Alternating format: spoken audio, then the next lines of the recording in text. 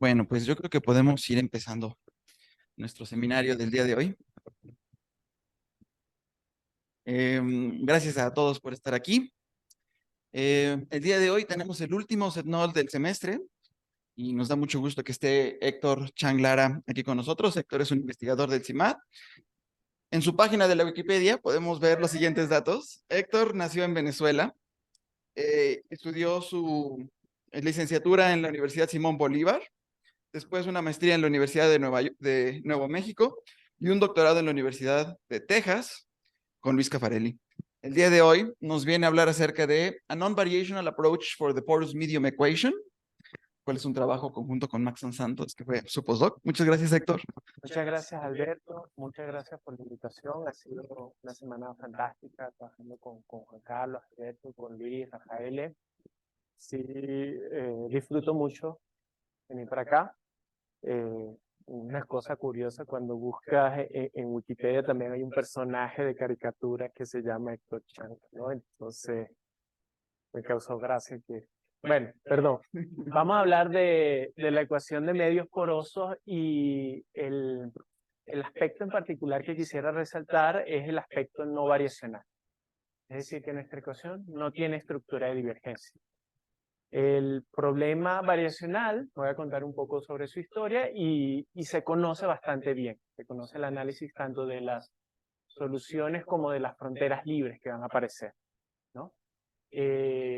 Un poco lo que quiero que se lleven a casa de esta charla es que la ecuación de medios porosos es una ecuación parabólica degenerada y la razón por la que la podemos tratar, como la analizamos, es que combina dos regímenes, ¿no? Uno de ellos es el régimen elíptico, donde pues, aplica la teoría de la ecuación del calor, y el otro régimen que sucede en la interfaz, y es de alguna forma un modelo de un problema iconal, un problema hiperbólico. Entonces, justamente la gracia de este trabajo es de alguna forma poder combinar, poder enlazar esos dos tipos de fenómenos y poder decir algo al respecto de la solución. ¿Okay? Este fue el artículo que escribimos con Maxon. Está disponible en el archive. Maxon fue un postdoc en CIMAD en el año 2021, entre 2020 y 2021, y ahorita está de postdoc en el Instituto Técnico de Lisboa. Entonces, vamos a contar un poco de qué se trata la ecuación de medios porosos y qué características, qué intuición podemos tomar de esto, ¿no? La ecuación de medios porosos inicialmente pues un problema que aparece en transportes de densidades, ¿no? En este caso pensemos que U pudiese ser la densidad de un fluido o una población y queremos transportarla por un campo vectorial V.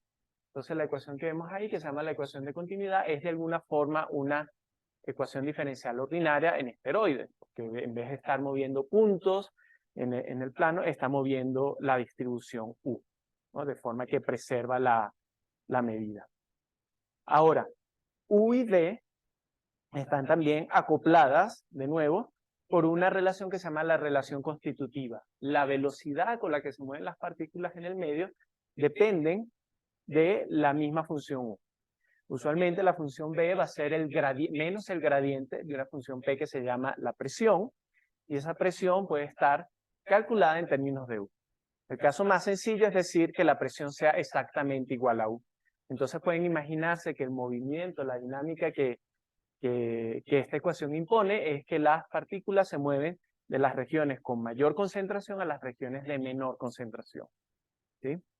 Entonces fíjense que la ecuación guarda algunas características, tiene dos términos. El primero, U laplaciano U, hace que la ecuación nos recuerde la ecuación del calor. Hay un fenómeno de difusión.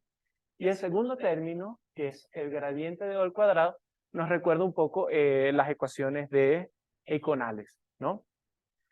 ¿Y qué tipo de fenómenos van a aparecer? Ah, bueno, entonces déjenme describir un poco estos dos distintos regímenes que aparecen, ¿no? Electricidad ocurre, por ejemplo, cuando los valores de U están acotados tanto por abajo como por arriba. Entonces, en cierta forma, podemos, si quieren, pensar a la función U como un coeficiente, ¿no? Y decir que U satisface una ecuación de esta forma, laplaciano U más el gradiente de U al cuadrado. Por un lado, el término positivo permite que haga esta desigualdad y podemos pensar a U como una función supercalórica, ¿no? Crece más rápido que una solución de la ecuación del calor. Pero a su vez, si hacemos un cambio de variables, tomar la exponencial de A por U para un coeficiente A suficientemente grande, ¿no?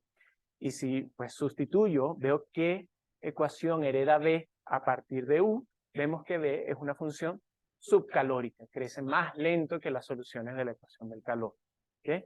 Entonces, de alguna forma, a pesar de que tengamos la no linealidad del gradiente de U al cuadrado, esta ecuación es esencialmente la ecuación del calor, módulo un cambio de variable. ¿Okay? Ahora, ¿qué sucede si asumimos que U pudiese ser arbitrariamente pequeño? En particular, ¿qué sucede cuando U tiende a 0, ¿no? Queremos ver, si es que existe, cómo evoluciona la función en este conjunto que se llama la frontera libre, el borde donde la función U es positiva. Y formalmente, lo que podemos pensar es que la difusión se apaga, U es igual a 0 y queda la ecuación derivada de U con respecto a T igual a la norma del gradiente de U al cuadrado. Y esta ecuación tiene una interpretación geométrica. Voy a pasar una de las normas del gradiente al lado izquierdo y me queda este cociente, que si lo entienden en términos del teorema de la función implícita, lo que está calculando es la velocidad del frente, de la frontera libre, en la dirección normal. ¿Okay? Entonces lo que me está diciendo es que la interfase va avanzando con una rapidez igual a la norma del gradiente de U, ¿no? Y en este caso, bueno, en el caso anterior nosotros sabemos que esperamos regularidad para cuando el régimen es elíptico, ¿no? De la teoría clásica de ecuaciones parabólicas. Pero en este caso, ¿por qué esperaríamos que hubiese regularidad para una de estas soluciones? Bueno, en particular tenemos que para este tipo de problemas hiperbólicos hay fórmulas de representación, así como las hay, por ejemplo, para la ecuación del calor. En este caso, pues la fórmula de representación es altamente no lineal. En vez de usar convoluciones, usamos las inf-convoluciones y obtenemos lo que se llama esta fórmula de Hoflax, ¿no? Entonces, a medida que t avanza, esta función u de t se obtiene como un ínfimo de paraboloides. ¿Okay? Y como tal, la solución se vuelve semicóncava, ¿no? Una función semicóncava es una función que si yo le sumo un paraboloide suficientemente grande, perdón, en este caso le resto un paraboloide de apertura suficientemente grande, en este caso va a ser 1 entre 2t, ¿sí? Obtengo una función que es cóncava. Entonces, módulo sumarle un paraboloide, la función es cóncava y por lo tanto es Lipschitz en el interior. ¿Okay? Entonces tenemos que, independientemente, cada uno de los regímenes hereda una cierta regularidad. La pregunta es cómo las pegamos. ¿Okay? Para agarrar intuición vamos a pensar cuáles son soluciones de esta ecuación. Entonces, el caso más sencillo, el caso, digamos, de soluciones unidimensionales son los frentes planares, ¿no? Tomamos una función que sea xn y la vamos trasladando con rapidez igual a 1, ¿no? Inmediatamente vemos que el laplaciano es igual a 0, ¿no? Entonces ese término no contribuye, y el gradiente de esta función es 1, ¿no? Es la pendiente de xn. Y se va moviendo de derecha a izquierda con rapidez igual a 1. Entonces ciertamente satisface la ecuación, o simplemente pueden sustituir los términos en la ecuación y ver que se obtiene la igualdad. Y algo muy curioso que observamos de esta solución, que no ocurre, por ejemplo, en las ecuaciones del calor que estamos acostumbrados, es que esta ecuación tiene un fenómeno de transmisión en tiempo finito, ¿no? O sea, ¿cómo se dice en verdad? Tiempo finito de propagación. Tiempo finito de propagación, exactamente, ¿no? Entonces, para la ecuación del calor, si yo comienzo con una condición inicial de soporte compacto, inmediatamente el soporte se desparrama a todos lados, ¿no? Se esparce a todos lados. La función es automáticamente, instantáneamente positiva, ¿no? Pero para la ecuación de medios porosos, como está acá, eso no sucede justamente porque la difusión tiene un término de amortiguamiento, que es la misma función U. A medida que la U se va haciendo cero, hay menos y menos difusión, que es lo que evita, ¿no? que haya propagación instantánea, ¿no? Entonces aparece un fenómeno muy interesante, que son las fronteras libres, ¿no? Cómo evoluciona, ¿no? esta interfase de U pasar de ser positiva a pasar a ser cero, ¿no? Entonces justamente la pregunta esta de lo que veíamos antes de este fenómeno hiperbólico tiene sentido, ¿no? ¿Solo estás considerando soluciones no negativas? Solamente soluciones no negativas. Las que cambian de signo serían otro tipo de... Si quieres ver soluciones que cambian de signo, por ejemplo, puedes tomar el valor absoluto de U en frente de la difusión, o por lo menos necesitamos que sea elíptico, ¿no? El operador. ¿Okay? Vamos a ver más ejemplos. Formas de conseguir más ejemplos es teniendo en cuenta las simetrías de la ecuación, ¿no?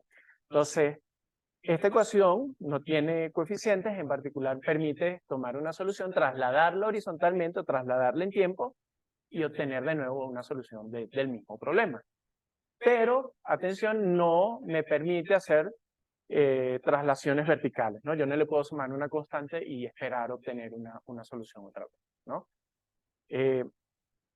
Otra simetría que aparece, y es muy importante cuando quieres entender la regularidad de las soluciones, son las simetrías por escala, ¿no?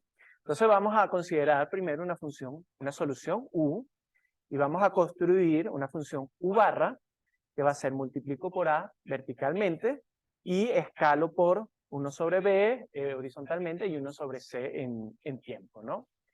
Y si yo quisiera que esta nueva función fuese una solución de la ecuación de medios porosos, es una cuenta ver que A, B y C tienen que satisfacer una relación. Y es esta que está acá, ¿no? A por B cuadrado igual a C, ¿no?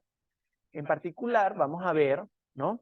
Si tú quisieras hacer un tipo de rescale muy útil, que es los rescales tipo Holder en espacio, es decir, voy a tomar una solución U y la voy a dilatar con un factor 1 entre R horizontalmente, y luego la voy a estirar, dilatar con un factor R a la menos alfa verticalmente, ¿sí? Para que esto vuelva a tener una solución de la ecuación, el escale en tiempo tiene que ser de la forma R a la potencia 2 menos alfa, ¿no? Sería los A, B y C que satisfacen la relación de arriba. Y noten que en particular, cuando tomo alfa igual a 1, estoy haciendo un escale que es Lipschitz en espacio y en tiempo. ¿Okay? Esto va a ser importante más adelante para que lo tengan en mente. ¿Okay?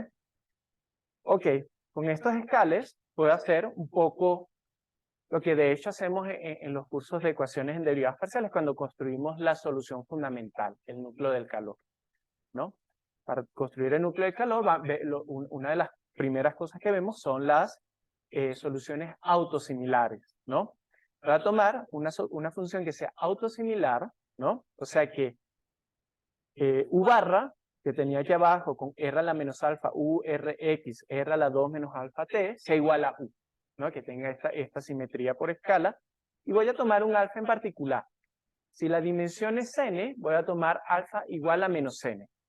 Y la razón por la que hago esto es porque esta simetría me preserva la medida, ¿no? Estoy dilatando por un factor R, 1 entre R en espacio, y luego lo estoy achatando, lo estoy aplastando por un factor R a la n verticalmente. Entonces preserva el área, el volumen, ¿sí?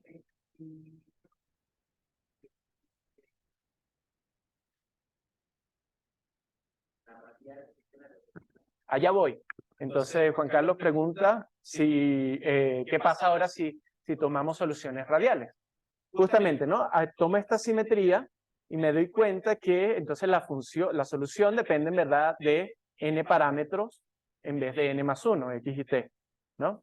Entonces tomo esta U mayúscula, que es U minúscula en tiempo 1, y voy a pedirle que sea radialmente simétrica. Y lo que descubro es esta solución que está acá, una parábola que está truncada por debajo, para un cierto valor de, bueno, para cualquier R, obtengo una parábola, o sea, una parábola que tiene soporte en la bola de radio R, justamente, es cóncava, y el A es una constante que debo escoger apropiadamente en términos de este R mayúscula, ¿sí?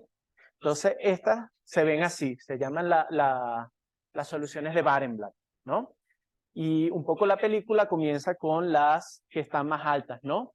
Las que están más altas son en tiempos cercanos a cero, y a medida que el tiempo va avanzando, pues el soporte se va esparciendo y la altura del perfil va bajando, ¿no? Esto de hecho, que creo que la primera vez que apareció, y esto me lo contó Alberto, fue Fermi cuando estaba estudiando la geometría de las bombas atómicas, algo de esta naturaleza, ¿no? Entonces, esto nos da otra imagen de cómo se comportan las funciones, ¿no? Las soluciones de la ecuación de medios porosos. ¿Okay? Un poco ya llegando a los últimos años, ¿qué sabemos de las soluciones de este problema? Se me pasó ponerlo quizás en las diapositivas, pero incluso antes de todos estos resultados en los 80s,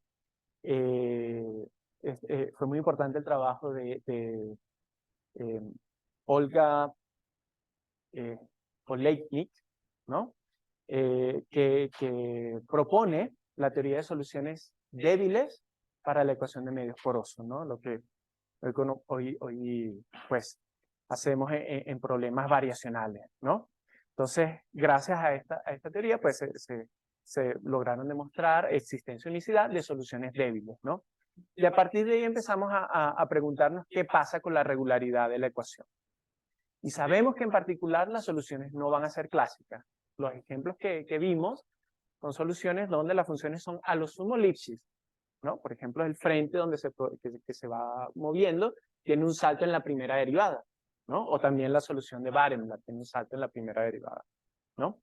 A finales de los 70, Aronson y Benila, de hecho, demuestran un primer estimado de regularidad. Logran demostrar que el laplaciano de las soluciones está acotado por abajo. O sea, no se vuelve muy negativo. Las soluciones, en cierta forma, son semiconvexas para el laplaciano, ¿no? Y gracias a estos resultados, luego Caffarelli y Friedman, dos artículos seguidos utilizando justamente las desigualdades de Aronson, logran demostrar que las soluciones, primero en una dimensión y luego en n dimensiones, de la ecuación de medios porosos son Holder continuos, ¿no? Y después estos resultados fueron extendidos por Caffarelli y Evans para el problema de Stefan, sobre todo Di Benedetto fue una de las personas que impulsó mucho la teoría, Zimmer y Sachs, todos independientemente alrededor de la misma fecha, fueron estudiando pues, la teoría de regularidad para estos problemas, y en particular lo que están usando es el método de Giorgi, ¿okay? Eso es la estructura variacional del problema y pues logran demostrar recurrencias no lineales que eventualmente te permiten estimar el tamaño de las soluciones y por lo tanto sus oscilaciones. ¿Okay? Luego, ¿qué sucede? El siguiente paso, lo que la gente quiere entender, es la regularidad de la frontera libre. Y en cierta forma, entender la regularidad de la frontera libre significa entender estimados de regularidad de orden mayor, o estimados de regularidad hasta la frontera. ¿Okay? El primero de estos resultados aparece, de hecho, en los papers de Caffarelli y Friedman, donde demuestran que la frontera libre, bajo ciertas hipótesis, va a ser Holder continua. Es, de hecho, un resultado que ellos necesitan establecer para demostrar que las soluciones van a ser Holder. ¿Okay? Luego, ya hacia finales de los 80, están los trabajos de Caffarelli y Noemí Bolansky, y Caffarelli Vázquez y Noemí Bolansky, ¿no? Donde demuestran que la frontera libre es de hecho Lipschitz, luego de que escapa una bola que atrapa el soporte de la condición inicial. De hecho, las soluciones van a ser suaves. Esto también está relacionado con el trabajo de Daskalopoulos y Hamilton. Y en cierta forma, pues ya en este momento uno entiende muy bien lo que sucede con la regularidad de este problema, ¿no? Pudiesen haber comportamientos singulares, ¿no? Donde los frentes chocan y de repente desaparece la frontera libre, pero bajo las hipótesis, ¿no? Que estamos viendo de Caffarelli y Bolansky, ¿no? Que tengas que escapar la bola que te atrapa inicialmente, eso no va a suceder. ¿Ok? Entonces, ¿a dónde comienza un poco nuestras investigaciones con Maxson? Es una propuesta no variacional de la ecuación de medios porosos. Esto apareció por primera vez en 1996, un trabajo de Caffarellis-Vázquez, ¿no? Y un poco se demora porque la teoría de soluciones viscosas, la teoría que te permite hablar de problemas no variacionales en este sentido, pues fue desarrollada justamente entre los años 80 y 90. Entonces, justamente cuando se estaba haciendo la regularidad de los problemas variacionales, era justamente cuando apenas estaba comenzando la noción de soluciones débiles para que permitía hacer un tratamiento de esta ecuación. En el 2005, Cristina Brandl y Juan Luis Vázquez ven una generalización con difusiones de tipo de formas de potencias, ¿no? Y hay un trabajo reciente muy interesante de Kinsler, Koch y Vázquez, donde de hecho estudian regularidad de la frontera libre por métodos de aproximación usando justamente, esencialmente, el principio del máximo, ¿no? Los principios de comparación. Entonces, digamos que en este marco es que entra nuestra colaboración con Max, ¿no? Y este es nuestro resultado. Lo voy a explicar de la siguiente forma. Es una ecuación no variacional que tiene estructura similar a la ecuación de Barenblatt, ¿sí? Pero no tiene estructura de divergencia. Estamos dando dos matrices uniformemente elípticas, es decir, que son positivas, pero además están acotadas, están separadas del cero por una constante lambda minúscula, ¿sí? Y están acotadas también por arriba por una constante lambda mayúscula. Cuando digo que una matriz entra en un intervalo lambda-lambda, lo que quiero decir es que la matriz es mayor o igual que lambda veces la identidad y menor o igual que lambda mayúscula veces la identidad, ¿no? O sea, está controlada. Los autovalores están controlados justamente por lambda mayúscula y lambda minúscula, ¿no? Entonces, A es una matriz que aparece en la difusión, en las segundas derivadas. Pero esa difusión también viene multiplicada por U. Y luego tenemos el término eikonal, si quieren, que es una métrica en el gradiente del agua, ¿sí? Lo que logramos demostrar, bajo ninguna condición de continuidad, ¿no? de los coeficientes A y B, solamente que estén atrapados entre lambda y lambda, soluciones de esta ecuación son automáticamente Holder continuo. Y tenemos un estimado, ¿no? La norma C alfa está controlada por el tamaño inicial de la solución, ¿no? Y alfa y C son constantes universales que dependen pues de la dimensión y dependen de los coeficientes de elipticidad que son lambda y lambda. ¿Okay? ¿Hasta aquí alguna pregunta? Entonces, ahora la charla va a estar un poco técnica, voy a hacer el bosquejo de la demostración.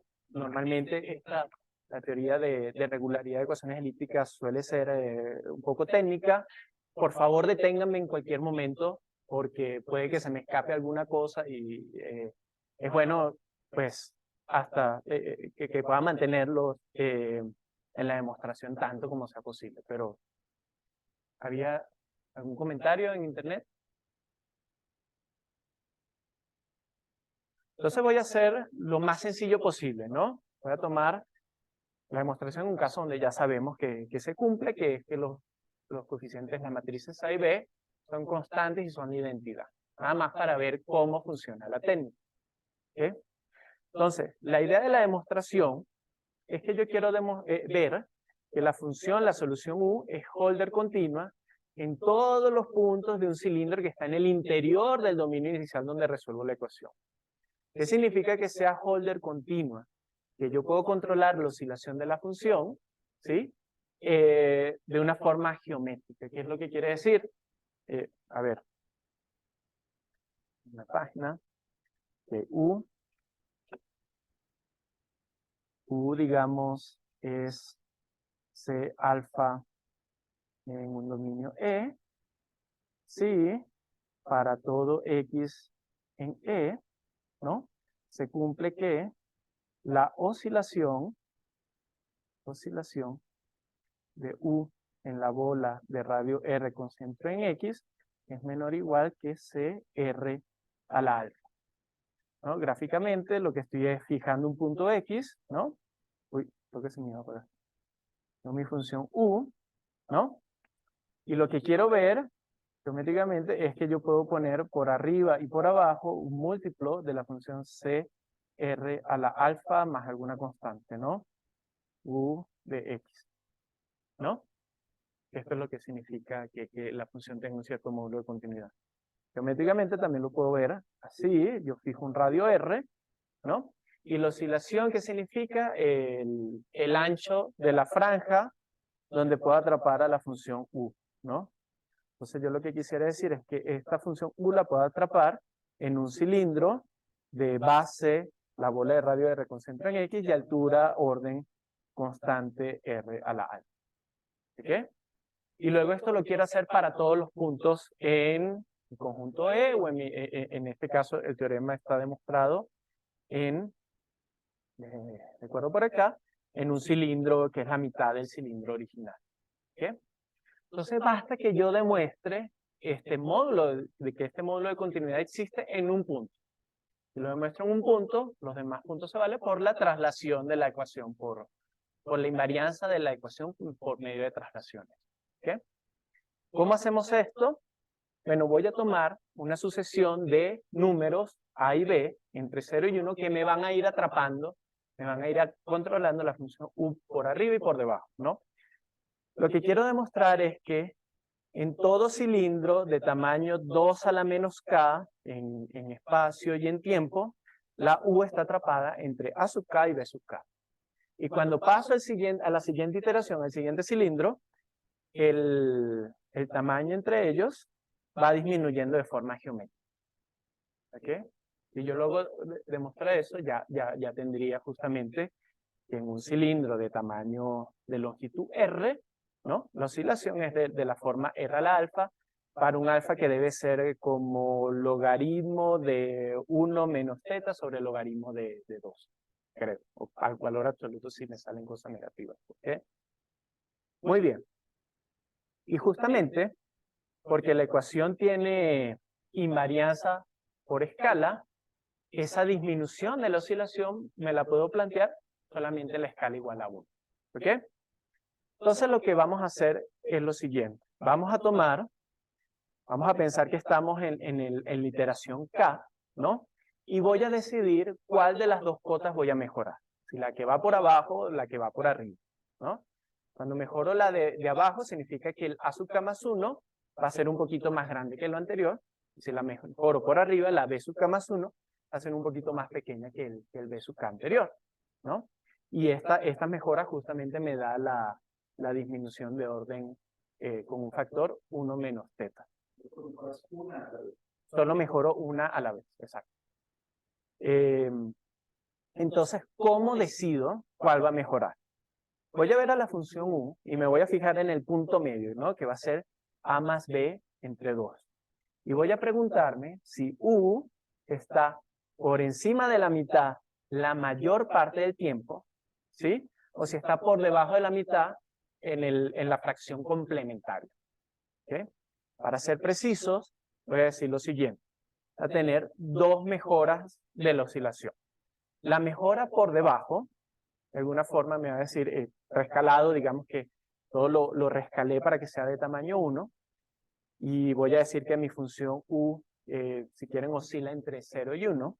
Va a preguntarme, si U está mayor que un medio, una fracción 1 menos z, donde este es un parámetro que voy a fijar eventualmente, convenientemente, entonces voy a demostrar que U es mayor o igual que teta en el siguiente cilindro, ¿okay? Que sería el cilindro 1 medio, ¿no? Y una vez que yo logro demostrar esto, ya estoy listo. Si esto sucede, ya estoy listo, porque ya ahí en el cilindro más pequeño la función es positiva y entra dentro del régimen de elipticidad uniforme.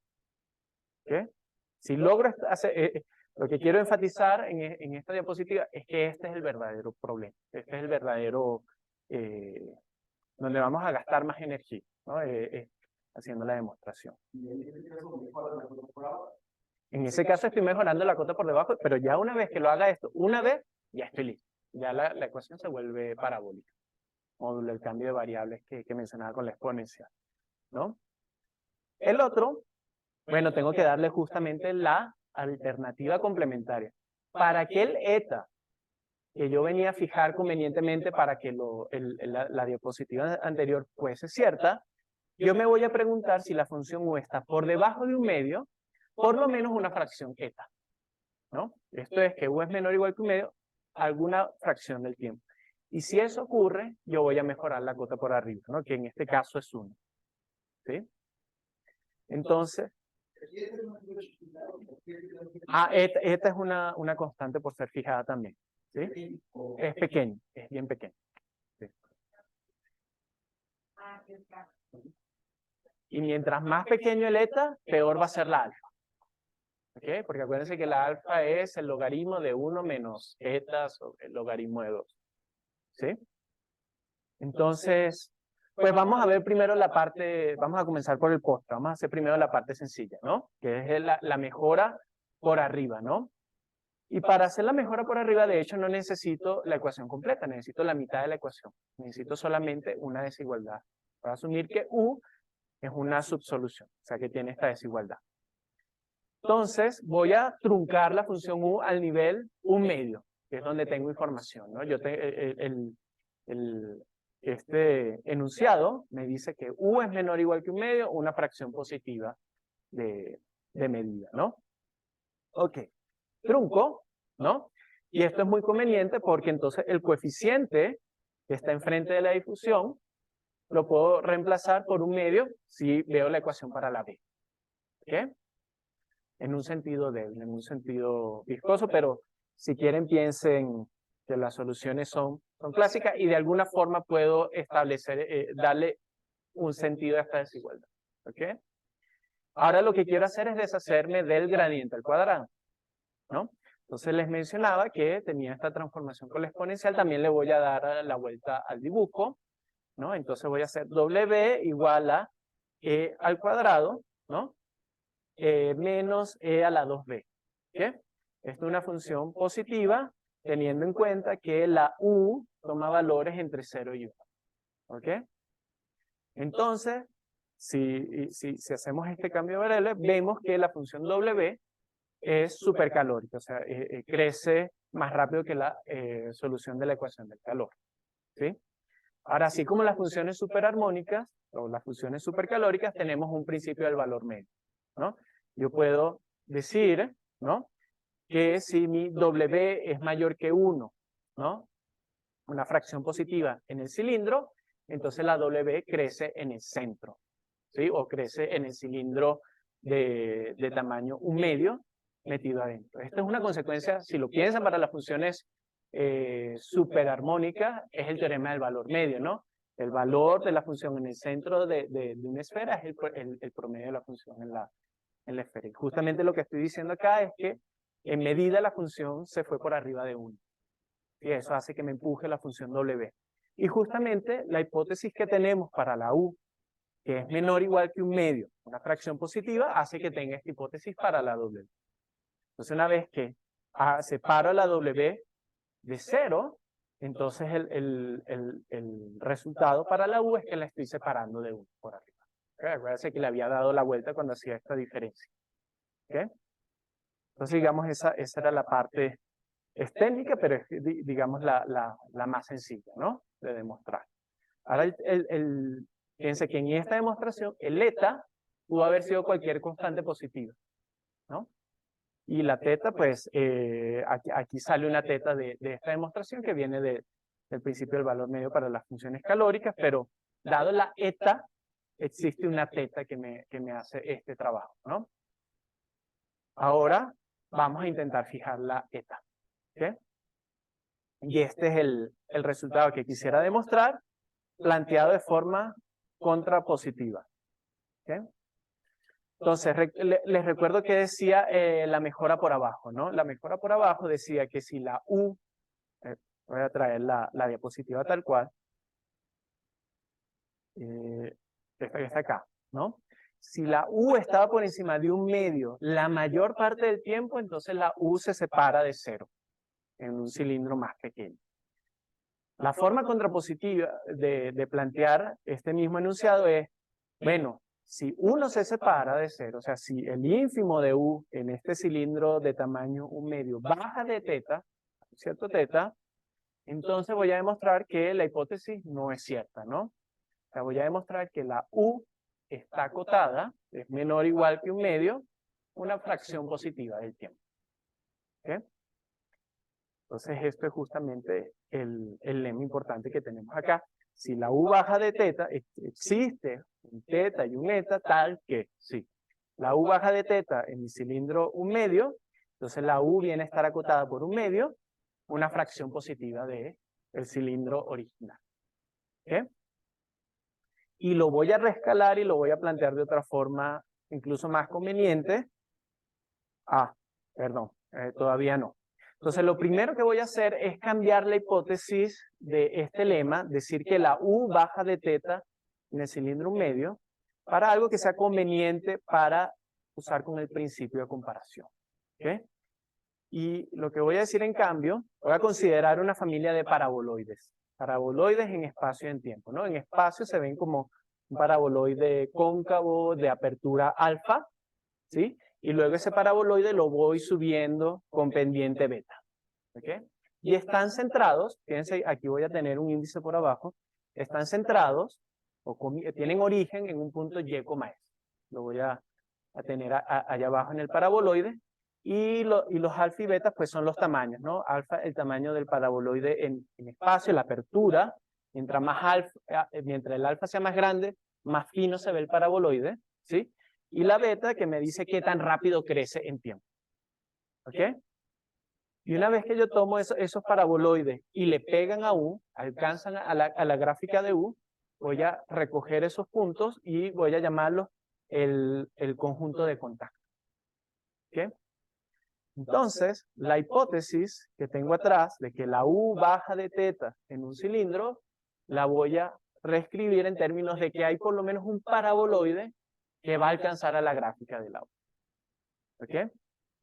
Entonces, módulo esa reinterpretación de la hipótesis y haciendo un rescale conveniente para hacer la demostración, vamos a demostrar que existe un M es el que va a tomar el rol de un medio, que aparecía acá, ¿sí?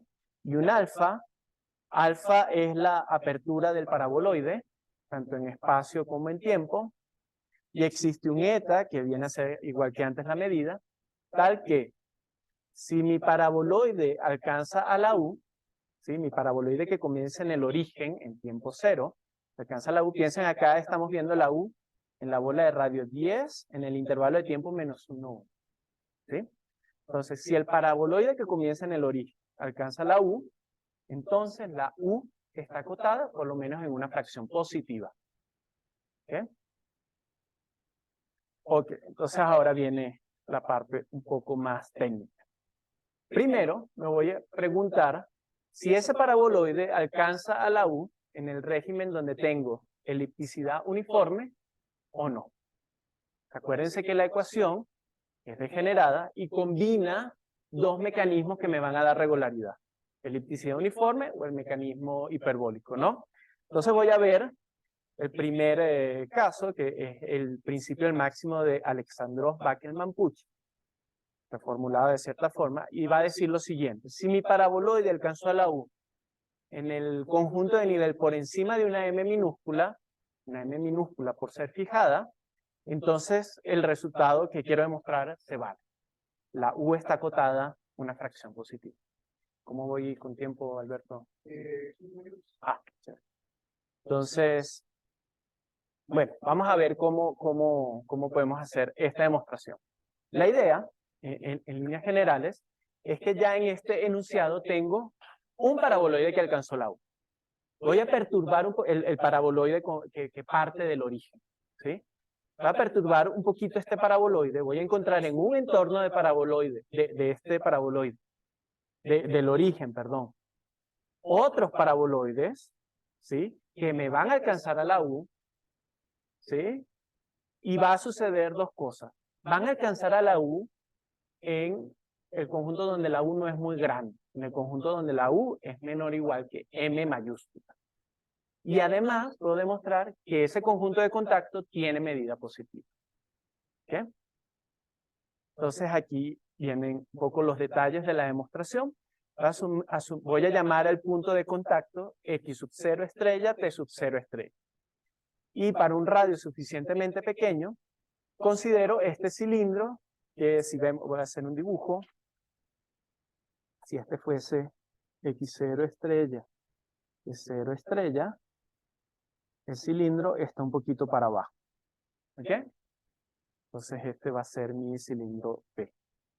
¿Ok?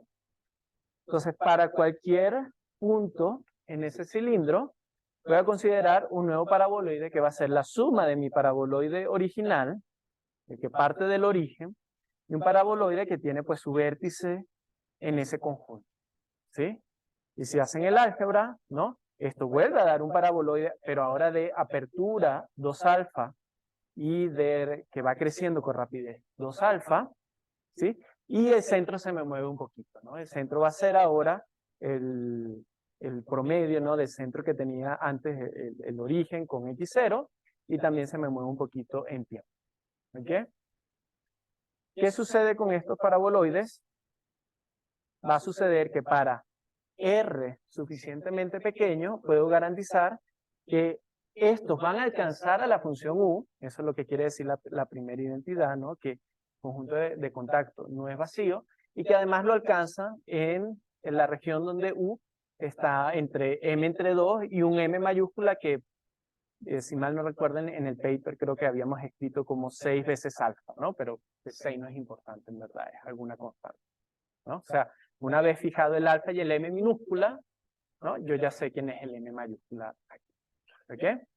Y un poquito qué es lo que está sucediendo geométricamente, ¿no? O sea, lo que yo voy a hacer una ilustración. Quizás este es mi P0A. P00 alfa alfa. Aquí está mi U y aquí está mi punto de contacto, ¿no? X0 estrella. En algún tiempo T0 estrella, ¿no? Estoy dibujando una imagen en tiempo, ¿no? Y lo que está sucediendo es que estos paraboloides que estoy considerando acá, pues es la suma de este y uno que va subiendo por acá, ¿no? Va subiendo en tiempo. Yo sé que en el tiempo T0 estrella, este paraboloide lo estoy construyendo de tal forma que va a atravesar el dibujo en el punto de contacto. ¿Sí? Entonces necesariamente un poquito antes tuve que haber alcanzado a la U. ¿Sí? Y el tamaño de qué tanto puede ser la M mayúscula se obtiene directamente de, pues, escribir, como lo teníamos antes, quién es la P. Quizás, ¿no? La P no puede crecer más que lo que haya subido en tiempo y, pues, está en términos de alfa. ¿Ok? Ok. Entonces, por lo menos ya tenemos que hay un subconjunto que está contenido en el conjunto que quiero estimar en medida por debajo, que es no vacío, ¿no? Y ahora lo que quisiera demostrar es que este conjunto tiene medida mayor que eta para un eta universal. ¿Okay? Y aquí es justamente donde va a aparecer la ecuación diferencial. De momento no he usado la ecuación y ahora va a aparecer para ver que este conjunto tiene medida positiva, ¿no? Entonces nos vamos a fijar en la siguiente transformación. Voy de los puntos de contacto a los vértices del paraboloide, ¿no? Acuérdense que esta B era este cilindro que está acá, pero los vértices en verdad son phi d, esos que están ahí. ¿Okay? Entonces tengo una cierta transformación que me dice, para cada punto de contacto, ¿cuál es el vértice? ¿Dónde comenzó el paraboloide? ¿Sí? Y esta transformación se puede escribir explícitamente en términos de U. Justamente voy a explicar, por ejemplo, cómo tener la primera componente y la idea de la segunda es similar, ¿no? La idea es que cuando U, ¿no?, tiene contacto con un paraboloide, en el punto de contacto los gradientes son iguales, ¿no? Pero el gradiente del paraboloide, ¿no?, digamos que este es un paraboloide constante más alfa entre 2x menos x0 al cuadrado, ¿no? El gradiente de este paraboloide va a ser alfa x menos x0, o sea que de aquí yo puedo despejar cuál es el x0, ¿no? El vértice de dónde salió el paraboloide. ¿Ok? Entonces aquí está, ¿no? Este es el x0 que quería y justamente, bueno, aquí está justamente la fórmula, ¿no? X menos x0, perdón, aquí debía haber puesto entonces 2 alfa, ¿sí? Entonces, x menos x0 es igual a 2 alfa por el gradiente, que es el gradiente de U en el punto de contacto. ¿Ok? Y de forma similar sale esta otra, ¿no? Ahí lo que tienen que hacer es igualar la altura del paraboloide con U. Por eso aparece esta U por acá. ¿Sí? Se ve un poco complicado, pero lo que nos interesa calcular, que es el determinante de la jacobiana, se simplifica un montón.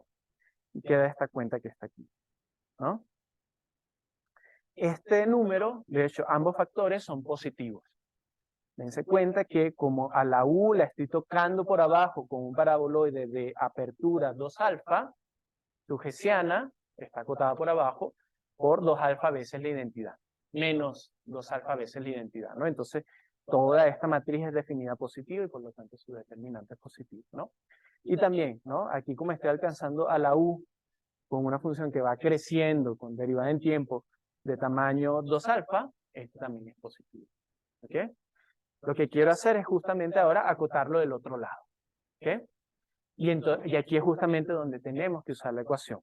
La ecuación diferencial que estamos viendo es de la forma derivada de U mayor o igual, ¿no? Entonces, en el conjunto de contacto tenemos que la U toma valores entre M, aquí, recordemos que este está contenido en U entre M minúscula y M mayúscula, o creo que era M minúscula entre 2, había pagado un precio, ¿no? Aquí está, ¿no? M minúscula entre 2, ¿no? Entonces, este conjunto está acá. Entonces, aquí el coeficiente de elipticidad lo puedo tomar como algo, un coeficiente que toma valores entre M minúscula entre 2 y M mayúscula, laplaciano de U, y después tenía un término positivo que lo vuelvo, ¿no? Entonces, por un lado, en el conjunto de contacto habíamos dicho que la U la toco por un paraboloide de apertura menos 2 alfa, entonces esto está acotado por abajo por menos constante alfa, ¿sí? Y esta está acotada por arriba por constante alfa, ¿sí? Entonces eso me termina diciendo, usando la desigualdad aritmética geométrica, que todas estas, bueno, ambos factores están controlados por alfa, por un múltiplo de alfa. ¿Ok? A fin de cuentas, aquí está, lo que quiero decir es que ese determinante de la jacobiana no se vuelve muy grande, ¿no? Si controlo el determinante de la jacobiana, ahora controlo el tamaño de la medida del mapeo, ¿no? Entonces, parece que la T iba de los puntos de contacto de la a la phi de B, ¿no? Entonces la fórmula de cambio de variables me dice que la medida de esto que está acá está acotada por la medida de esta que está acá. Esta de hecho, sí, está acotada por la medida de esta que está acá, módulo una constante, aquí se me olvidó, y esta yo sé cuánto vale en términos de R. ¿Ok? Entonces ya está. Logré demostrar en ese caso que la U está acotada en un conjunto de medida positivo. Esto viene a ser el eta. Que tengo por ahí. ¿Ok? Ok. El problema ahora es que, ¿qué pasa si ese paraboloide le hubiese pegado a la U en el conjunto donde no hay elipticidad uniforme? Donde la U es en particular muy chiquita. Esta demostración, pues, no va a servir, ¿no? Porque no voy a tener elipticidad uniforme. Entonces la idea que tuvimos, y que de hecho aprendimos de un paper de Connor Mooney, fue la siguiente. Bueno, vamos a tomar, digamos, en dimensión 2, ¿no? Voy a fijarme en otros paraboloides alrededor del paraboloide original, ¿no? Ahorita les digo cuáles son los vértices Y lo importante aquí es que el paraboloide debe estar siendo reescalado de forma elipsis en espacio y en tiempo. ¿Ok? Por la razón por la que les hacía énfasis en el escala elipsis, ¿no? Entonces me voy a fijar en 4 paraboloides alrededor y en escala 1/2 vuelvo a hacer la misma pregunta. ¿Okay? ¿Será que ese paraboloide alcanza a U en este caso, como es reescalado 1/2, en M entre 2 o no? ¿Sí? Si lo alcanza, por encima del conjunto de nivel M entre 2, voy bien, ¿no? Aplico el ABP que está en el anterior. Si no, vuelvo a iterar y vuelvo a iterar y vuelvo a iterar. El problema es que estos conjuntos se pueden empezar a concentrar y tengo que controlar que no lo hagan. Y justamente aquí es donde juega el rol el mecanismo eikonal de la ecuación, ¿no? Entonces, justamente itero, y si eso falla, en el peor de los casos voy a encontrar un conjunto muy grande donde la U es menor que M entre 2, M entre 4, etcétera, etcétera. Y si eso falla al final voy a encontrar un conjunto donde la U tiene medida 0 donde la U es igual a 0, ¿sí? Pero lo que quiero es que esos puntos no estén muy concentrados. ¿Ok? Entonces, ese es el siguiente resultado, que eso no sucede justamente gracias al mecanismo eikonal. ¿Ok? Déjenme ser más preciso, ¿qué quiero decir con estos paraboloides? Y esto tiene que ver con algo que se llama la descomposición diádica. Entonces, mi primer paraboloide comenzaba en el origen, en tiempo 0, en el origen, y lo voy a asociar con un cubo, si quieren, de longitud 1, con un centro en ese punto, ¿no? Y en cada paso voy a considerar tiempos menos 1/2, menos 3/4, etc. 1 menos una potencia de 2, una potencia negativa de 2. ¿Sí? Eso van a ser los tiempos, se van acumulando hacia tiempo t igual a menos 1. Y los centros, simplemente la idea es que voy subdividiendo el cubo original en 4 cubos congruentes, ¿no? O 2 a la n cubos congruentes si estamos viendo una dimensión general. Les estoy asociando aquí un índice que me ayuda nada más a darles una etiqueta. Por ejemplo, aquí el índice 1, 1 significa que el centro está en 1/2, 1/2, ¿no? Y luego este que está aquí, que tiene índice 1, 1, 1, 1, 1, menos 1, significa que el centro está en 1/2 más 1/4, y luego la coordenada y sería 1/2 menos 1/4. ¿Okay? Y voy a hablar de los cubos, una relación de orden en estos cubos, decir que, por ejemplo, en este caso, el cubo azul, el cuadrado azul, va a ser un predecesor del cubo verde. Y la idea, geométricamente, es que uno se obtiene a partir del otro en una de estas descomposiciones, en la siguiente iteración. ¿Okay? Entonces, para ser preciso, este es el lema que nos gustaría demostrar, el siguiente paso, y es que ahora, finalmente, voy a fijar el alfa y el m del teorema anterior, tal que lo siguiente se sigue, ¿no? Tengo la misma hipótesis de antes, ¿no? El paraboloide original alcanza la función 1, ¿no? Y comenzando con la iteración k igual a 0, voy a seleccionar una familia de cubos buenas, ¿no? La G viene de buenas, ¿no? Y va a ser de la siguiente forma el algoritmo. El J se acuerdan que tenía que ver con las etiquetas que le daba a los cubos, lo selecciono si suceden las siguientes dos cosas. No seleccioné a ninguno de sus predecesores, ¿sí? Una vez que selecciono un cubo, ahí me detengo y ya no veo sus descendencias, ¿ok? Entonces, al J lo voy a seleccionar si no están sus predecesores y si además, cuando yo parto de ese cubo con este centro y ese tiempo reescalado de forma Lipschitz, voy a alcanzar a la U en el conjunto del nivel, bueno, que es bueno para mi teorema ABP que vi anteriormente. ¿Sí? Esta es la hipótesis que me permite aplicar el teorema ABP. Entonces esta va a ser la familia de cubos buenos. El resto, los cubos malos, van a ser, bueno, el cubo inicial menos todos los demás, ¿no? Y vamos a demostrar que ese conjunto primero va a estar contenido en el conjunto donde U igual a 0 en tiempo t igual a menos. ¿Ok? Ya no hay mucho tiempo, ¿no? Ok. Puedo discutir más adelante la idea, pero a contar la primera parte nada más. Porque esto ¿cómo tengo esto que está acá, no? La idea va a ser demostrar que si tengo uno de estos índices y no he tomado a ninguno de los predecesores, los puntos de contacto se van acercando cada vez más y más al centro del paraboloide. Y esto se va a lograr gracias al mecanismo Econard. ¿Ok? Los mismos paraboloides van a ser funciones de prueba, ¿no? Acuérdense que cuando tengo una ecuación elíptica y una toca la otra, pues los gradientes son iguales y los hessianos están ordenadas. Y eso me va a dar información de qué tan lejos está el centro del paraboloide, el origen del paraboloide del punto de contacto. Lo que descubrimos es que no se aleja mucho, ¿no? Entonces, esos puntos de contacto no se alejan mucho y si tengo uno de los puntos en el complemento, consigo una sucesión de centros de paraboloides que tienden a X, tal que van tocando la U en los puntos por debajo de M a la 2 a la menos K. Eso quiere decir que hay la continuidad de U me dice que hay una sucesión de puntos que tienden a X menos 1, donde la U toma valores cada vez más y más y más pequeños. Entonces la U se hace 0. ¿Ok? Ok, déjenme pasar. El resultado, desafortunadamente, todavía no es el estimado de medida que estamos buscando. De cierta forma, lo que estamos demostrando es que hay dos alternativas, ¿no? O tengo muchos cubos buenos, o los cubos malos me cubren por lo menos la mitad del cubo original. ¿Sí?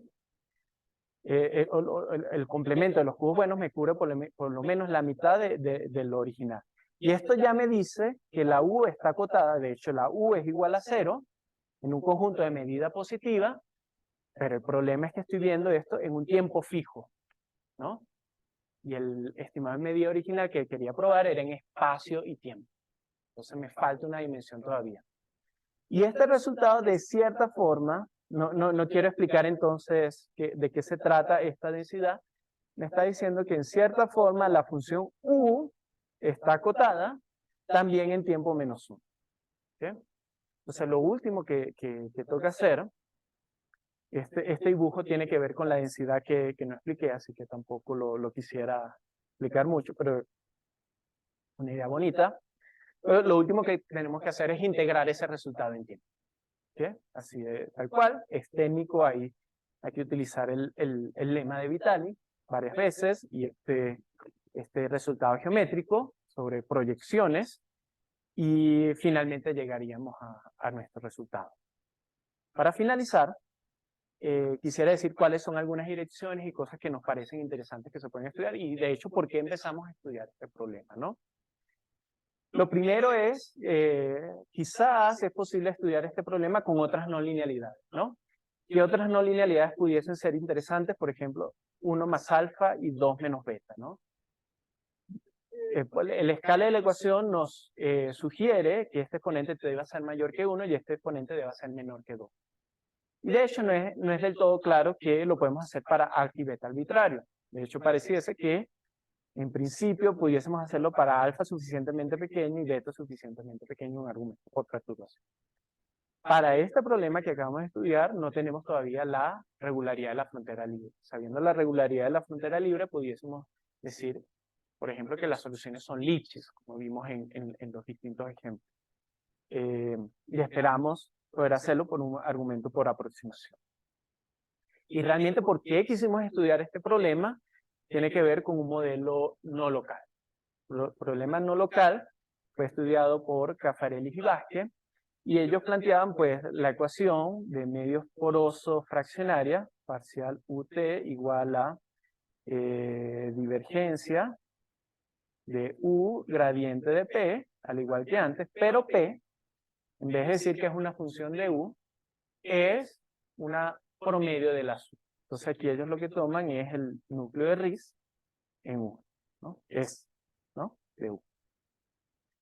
Ellos logran demostrar que esta ecuación tiene, las soluciones son continuas, pero la regularidad de la frontera libre ha quedado abierta.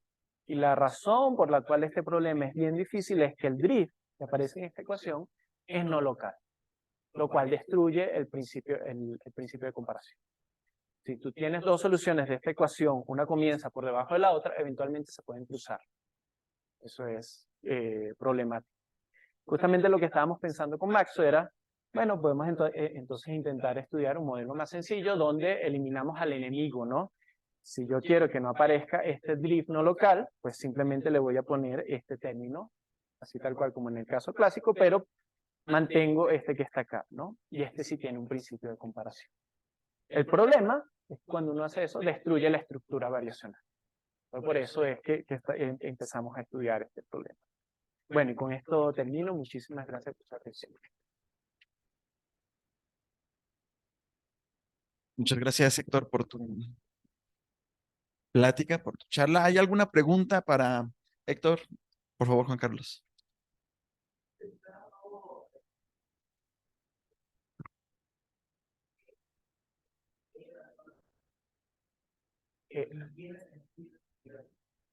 El análisis que estamos haciendo es un análisis local, ¿no? Entonces, en cierta forma, plantearlo en una variedad suave, no veo que tenga problemas. A lo mejor si la variedad tuviese singularidades en la métrica, en las esquinas, cosas de ese estilo, sí. No hemos hecho análisis global, o sea, nuestra pregunta no responde el análisis global, ¿no? Es regularidad local, ¿no? O sea, ¿qué es lo que sucede con la continuidad de la solución? Sí, pero son otros tipos de preguntas, ¿no? Por ejemplo, puedes preguntarte qué tipo de ecuaciones, de soluciones hay, ¿no? ¿Qué sucede asintóticamente con estas soluciones? Y ahí justamente la geometría global, donde está estudiando, va a decir algo importante. Justamente. ¿Alguna otra pregunta en el Zoom o aquí? Sí, sí, sí. Pero no me lo sé de memoria. Pero imagino que se puede calcular también usando las soluciones autosimilares y tomando simetrías, etcétera. Seguramente. Sí. También tiene también tiene una simetría por escala. Sí. ¿Alguna otra pregunta?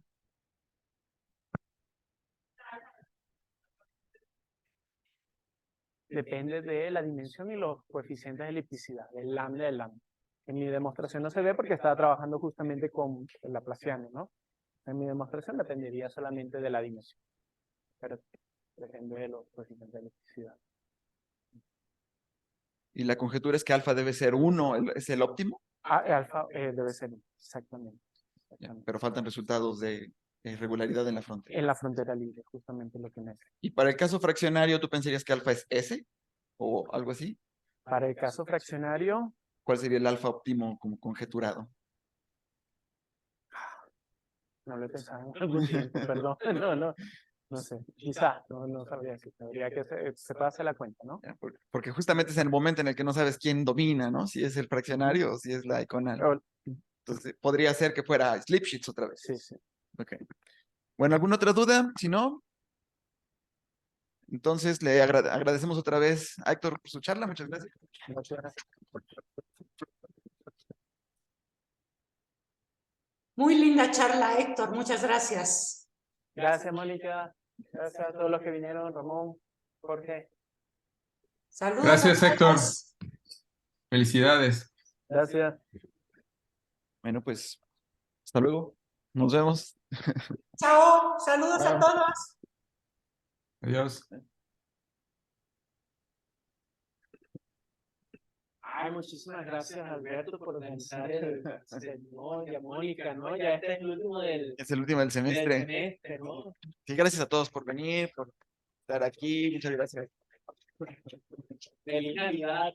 Feliz Navidad, feliz Año Nuevo.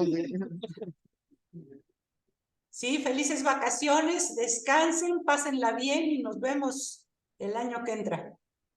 Igualmente, Mónica, igualmente. Hasta luego. Hasta luego.